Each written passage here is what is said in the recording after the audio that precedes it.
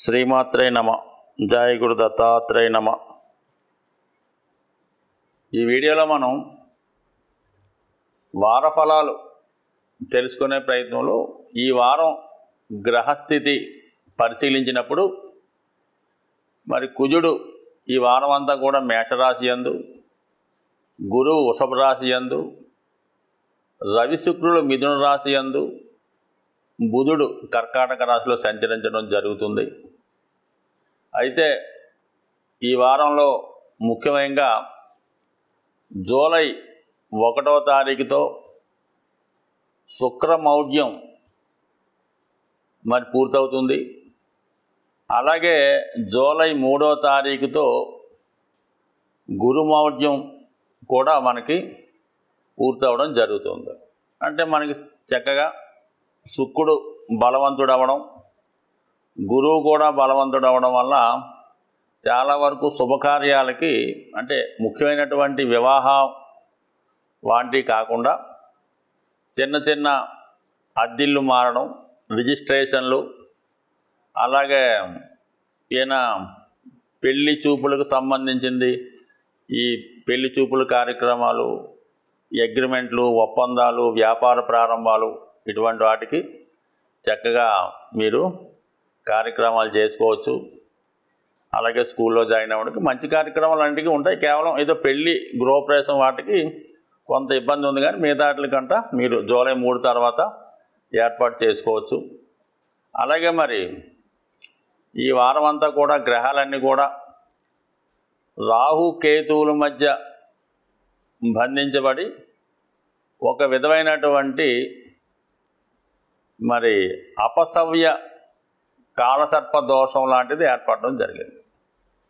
So ఈ కారణం వల్ల ఏంటంటే మరి గ్రహాలు తమ సంపూర్ణ బలాన్ని ఇవ్వలేకపోతుంటాయి.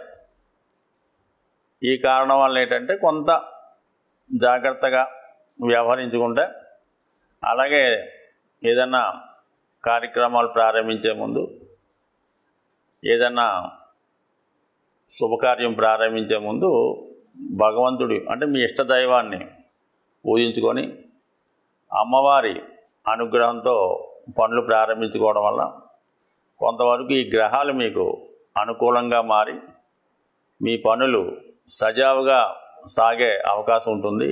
మకర రాశి వారికి ఈ వారంలో రవిగ్రహ అనుగ్రహం చాలా అనుకూలంగా ఉన్నది. 6వ స్థానంలో రవి ఉన్నప్పుడు జాతకుడికి శత్రువులపై విజయం లభిస్తుంది. ఎటువంటి ప్రభుత్వ కార్యక్రమాలైనా, కోర్టు సమస్యలైనా ఖచ్చితంగా అవి సాల్వ్ అయ్యే అవకాశాలు ఎక్కువగా ఉంటాయి. ముఖ్యంగా మరి మీకు ఈ వారంలో ఆర్థికపరమైన సమస్యలున్నా, స్త్రీలతో విభేదాలున్నా అవి ఖచ్చితంగా పరిష్కారం అయ్యే అవకాశం ఉన్నది. సో అలాగే మరి ఒక అధికారంలో ఉన్నటువంటి స్త్రీలు కానీ, అది మీ అత్తవారి తరపు బంధువులు ఉన్నటువంటి స్త్రీలతో కానీ ఏదో ఒక ఆర్థిక లావాదేవీల్లోనో, కుటుంబ విషయాల్లోనో కొంత విభేదాలు, అభిప్రాయ భేదాలు వచ్చే అవకాశాలు చాలా ఎక్కువగా ఉన్నాయి.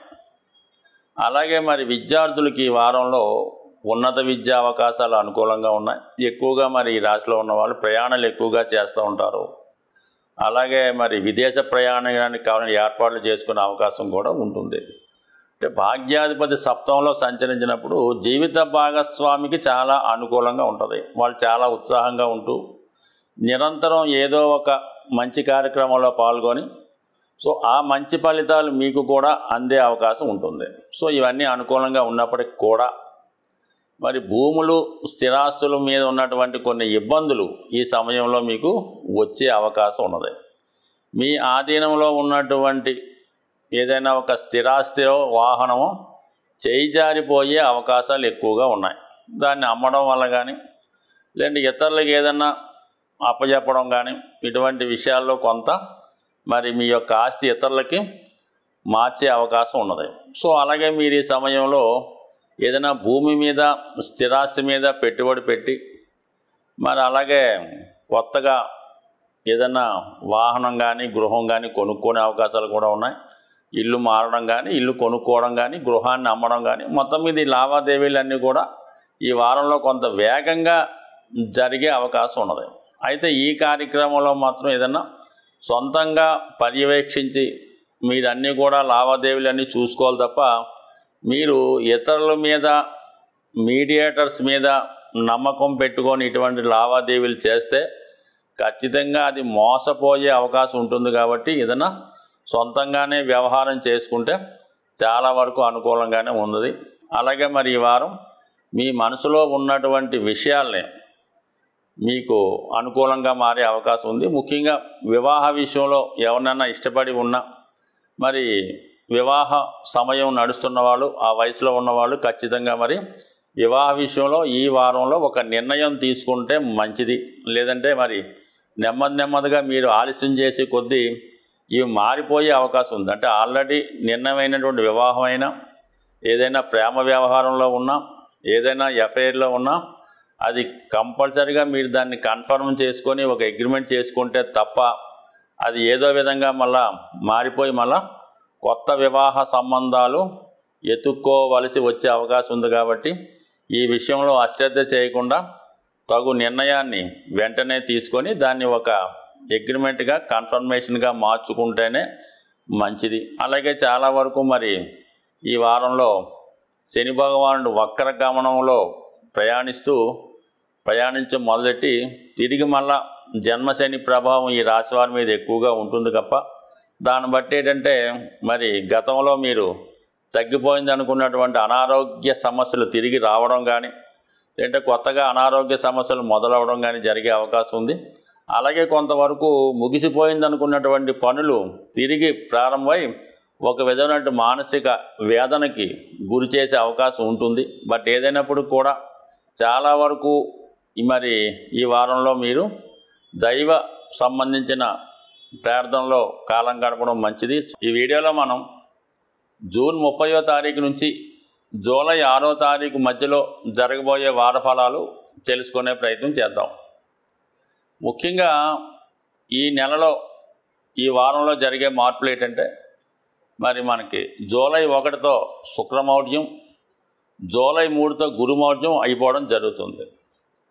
జూలై 4వ తారీఖున మాస శివరాత్రి వస్తుంది.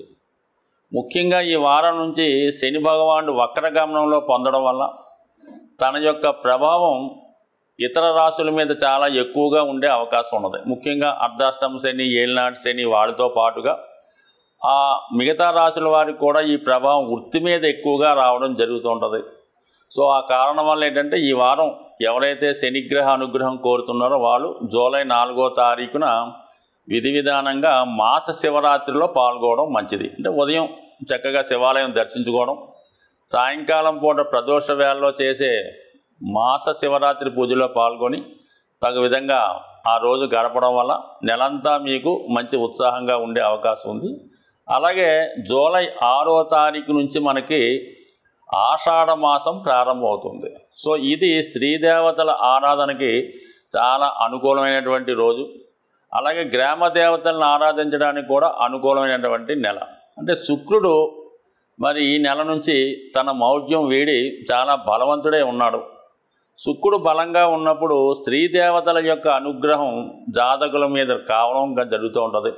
ఎవరైతే రాబోయే శుభదినాల్లో వివాహం కొరకు ఎదురు చూస్తున్నారో వాళ్ళు ఈ ఆషాఢ మాసంలో వచ్చే శుక్రవారాల రోజు అమ్మవారిని విధి విధానంగా పూజించుకొని అమ్మవారి యొక్క అనుగ్రహానికి పాత్రలు అవ్వడం. అలాగే ఎవరైతే వివాహం కొరకు ప్రయత్నం చేస్తున్నారో వాళ్ళు మీ యొక్క గ్రామ దేవత ఆలయంలో అమ్మవారికి చీర, రవికలు, మరి పసుపు కుంకాలతో పాటు స్త్రీ సౌభాగ్య వస్తువులు ఆ ఆలయంలో ఒక శుక్రవారం రోజు అమ్మవారికి గ్రామదేవతకి కానుకగా ఇవ్వడం వల్ల వివాహానికి సంబంధించినటువంటి సమస్యలు, అలాగే మీ కుటుంబంలో ఉన్నటువంటి స్త్రీ దోషం కానీ ఏదన్నా స్త్రీలకు సంబంధించినటువంటి దోషాలు ఉంటే అవి ఖచ్చితంగా సాల్వ్ అయ్యాయి. అయితే ఈ రవికలకు చీర, రవికలు ఇచ్చిన వారు పెళ్లి కావాల్సినటువంటి అమ్మాయిలే కాదు అబ్బాయిల తరపున కూడా వాళ్ళ తల్లిదండ్రులు, వాళ్ళ తల్లిగారో ఇవ్వడం వల్ల తొందరగా మీకు ఈ స్త్రీ శాపం లాంటిది ఏమైనా ఉన్నా, కుటుంబంలో